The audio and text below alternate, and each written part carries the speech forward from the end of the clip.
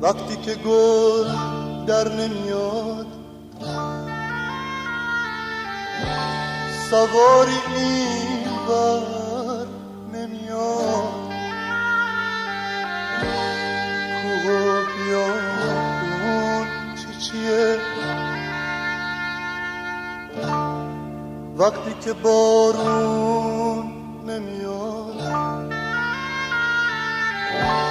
ابر زمستون نمیاد، این همه ناودون چیه حالا تو دست بی صدا دشنه ما شعر و غزل، قصه مرگ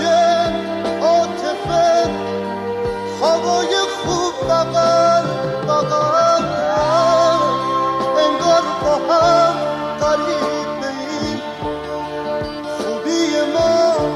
دشمنیه، کاش من و تو میفهمیدیم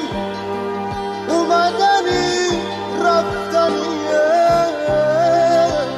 اومدنی رفتنیه، تقصیر این قصه ها بود، تقصیر این دشمنا بود، اونا اگه شب نبودن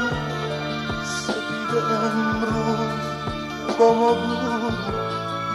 سپید امروز با ما بود.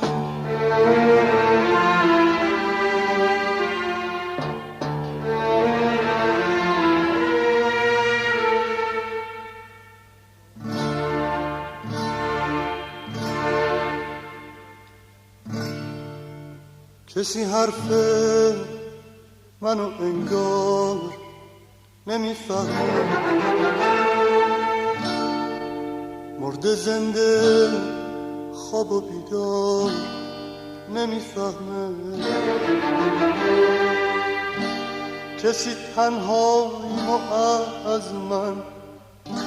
نمیدزده، درد ما رو در دیوار نمیفهمه،